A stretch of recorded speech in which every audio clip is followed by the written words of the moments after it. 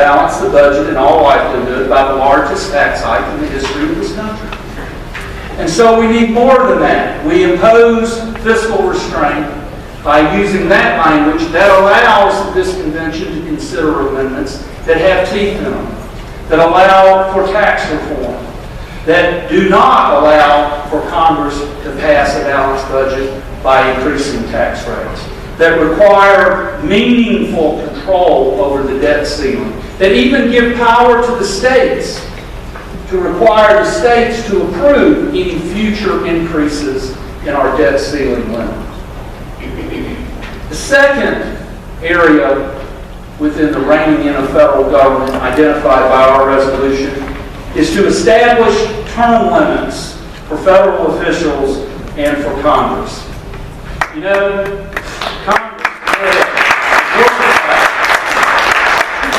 when Congress started out, House districts were in the range of 30 to 50,000 citizens. Today, it's more than 700,000. Congress is simply out of touch with its constituents.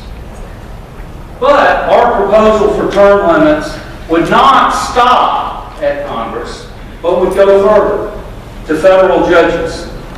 You know, when the founders thought of our Supreme Court and gave lifetime appointments to our federal judges, they were thinking that many of the judges would end up being lawyers who in the twilight of their career were appointed because they were the most esteemed out there, and they would become federal judges, and they might serve 10, 12 years, and then would either retire or Mother Nature would step in. Today, federal judges are appointed as young as 32 years of age, notwithstanding the fact that the law provides for 35. Congress will make exceptions.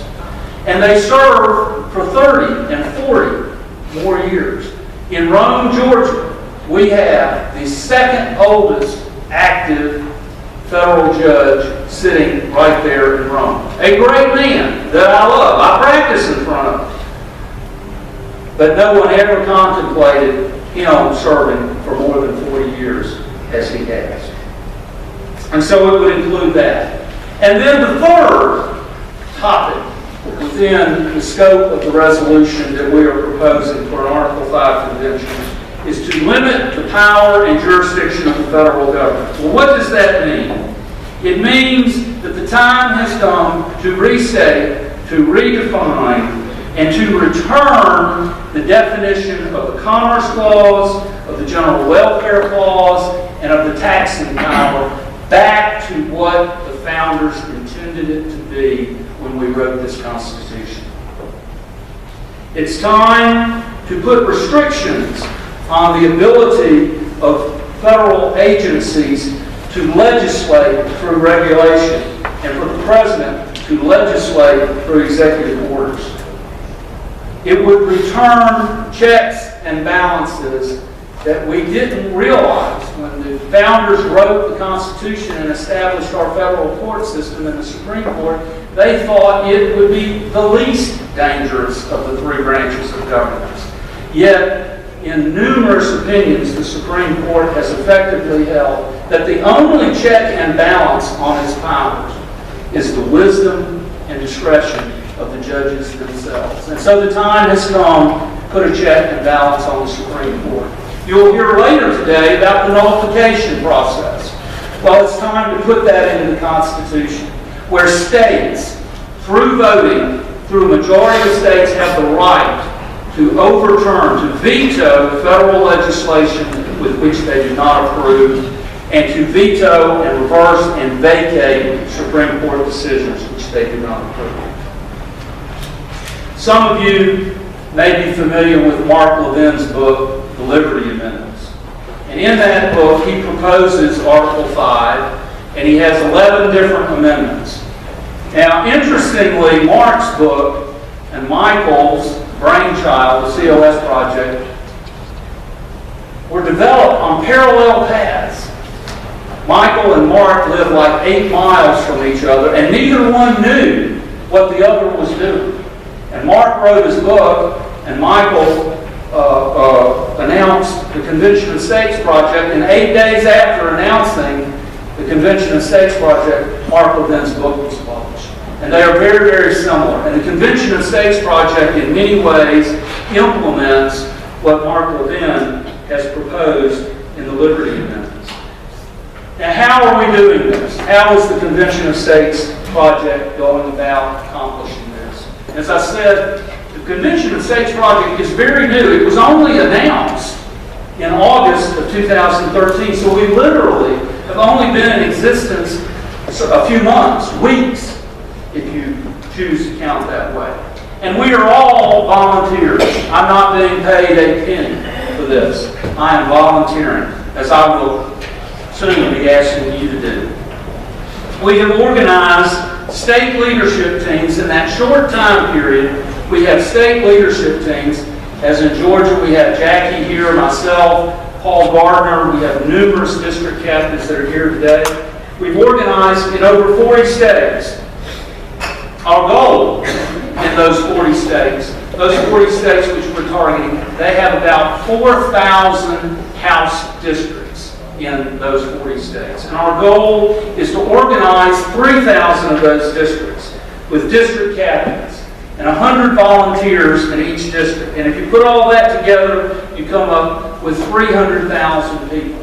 And we believe that if we establish a network of 300,000 people, grassroots-wide over this country, we can succeed in getting 34 state legislatures to pass the Convention of States resolution. But the key, as we have found here in Georgia, is grassroots organization, is you people. When 25 constituents from a district contact their legislator, that's a lot. He pays attention to that. When 100 or more do it, it's overwhelming. It's overwhelming. Whatever you're asking for, they're going to make sure they support. Michael Ferris, through his Homeschool Legal Defense Association, has more than 1 million households on his emailing list. Mark Meckler has even more with Citizens for Self-Governance. So what we're talking about here, our leadership has established the ability to do grassroots organizing. What we're talking about here is something we can do. In fact, it has already stirred so much support. We have been endorsed by the following people: Governor Mike Huckabee, Senator Ron Johnson from Wisconsin, Senator Tom Coburn from Oklahoma, by Rush Limbaugh and Sean Hannity and Mark Lowry.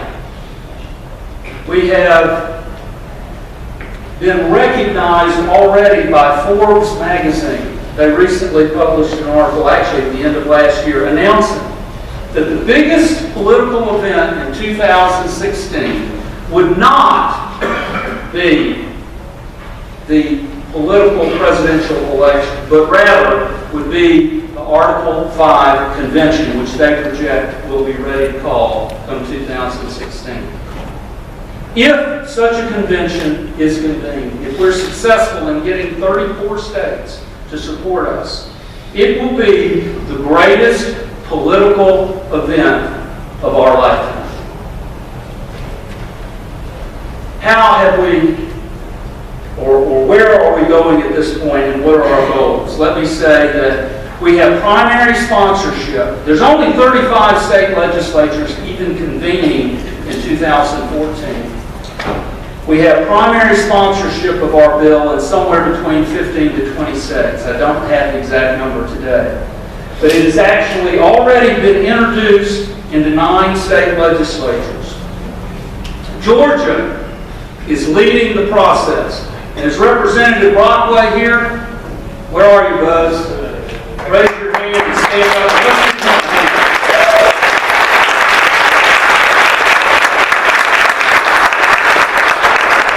In Georgia, Senator Cecil Staton introduced the COS resolution on the first day of the legislative session with the support of the entire Senate leadership and Lieutenant Governor. Senate Resolution 736. It went through the Senate and has passed, and it's now over in the House, where it is combined with House Resolution 1215 that Representative Brockway introduced with the support of 32 House co-sponsors. Way to go, Buzz.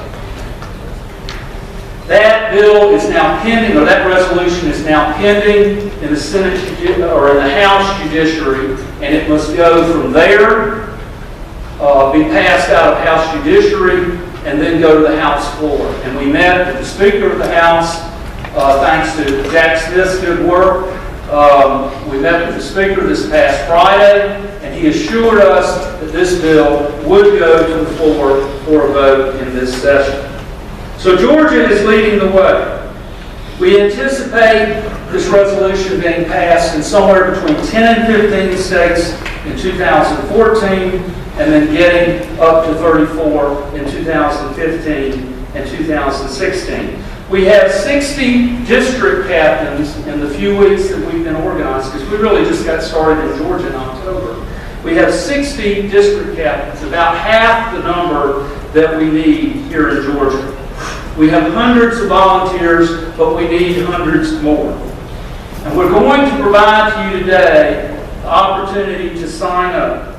We need you, when we ask for your grassroots support, what does that mean? We're asking you to either consider being a district captain, but if not that, as a grassroots volunteer, to send emails, to make phone calls, and if you can, to show up at one of these rules or committee hearings at the House. We have one of those left, and the vote itself on the floor. So, if we can get your name, your email address, we can put you on our list. We will keep you informed, and you can be grassroots support for us. Now, I'm going to get personal and emotional here for a second. I want to take you back to 1776. When our signers of the Declaration, our founders, got together and signed the Declaration of Independence. Can you imagine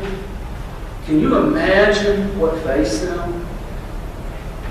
They were facing and declaring war against the greatest military power in the world that had ever existed. And they didn't have a perfect plan. They didn't know exactly how it was going to work. But they trusted each other. And they believed in God. And they believed in freedom.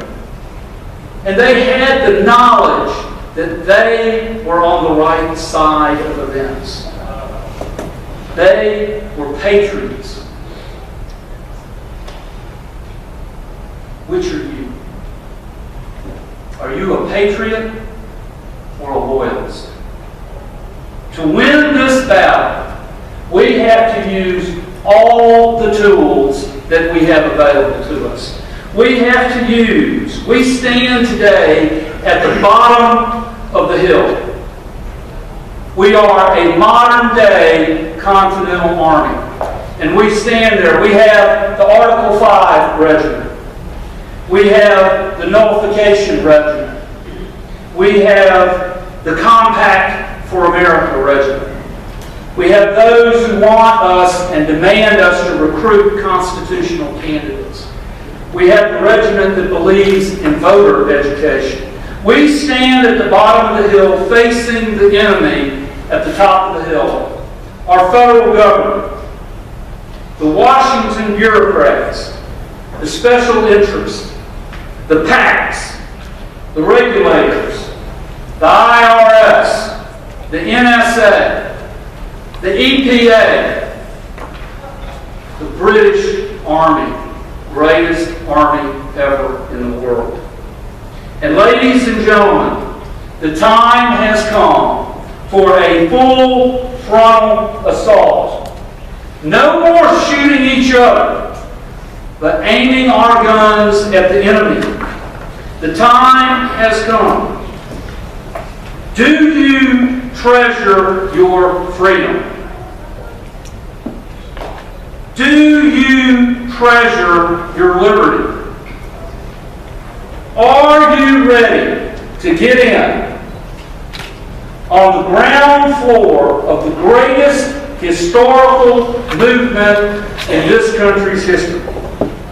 Ladies and gentlemen, I ask you to join me and join the Convention of States project and join the modern-day Continental Army. In the words of a great American, on a plane flying over Pennsylvania on September 11th of 2001. Ladies and gentlemen, let's roll.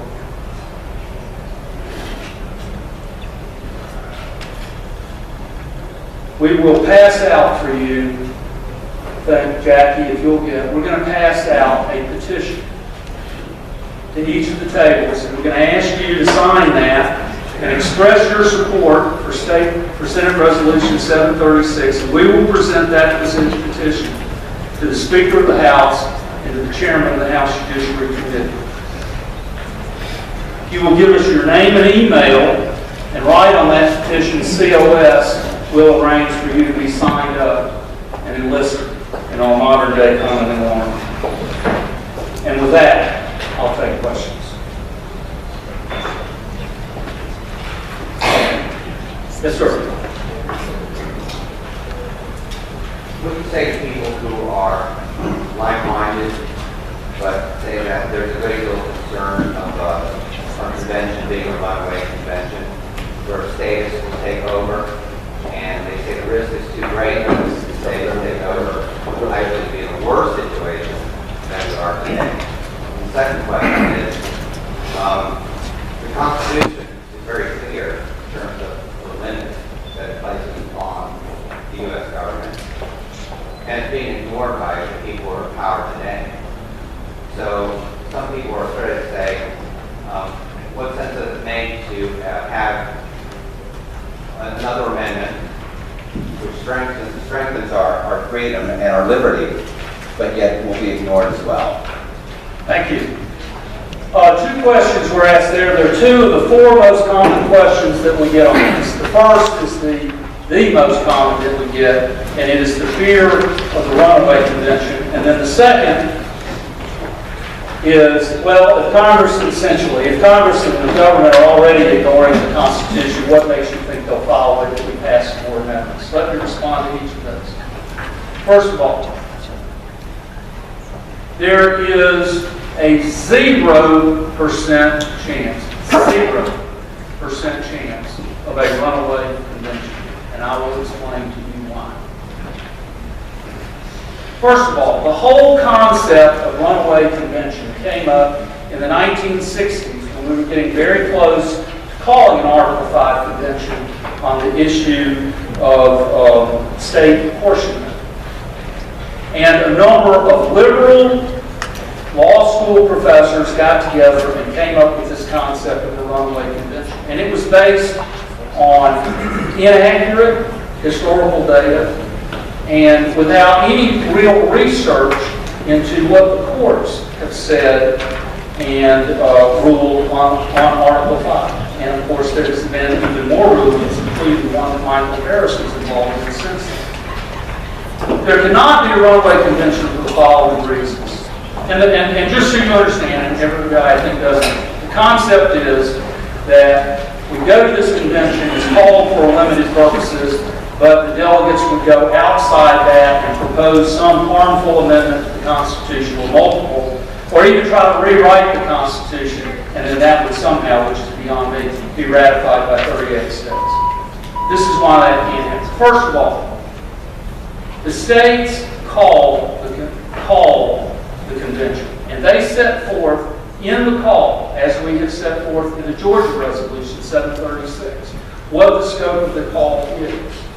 The states are responsible for selecting the delegates that ultimately go to that convention.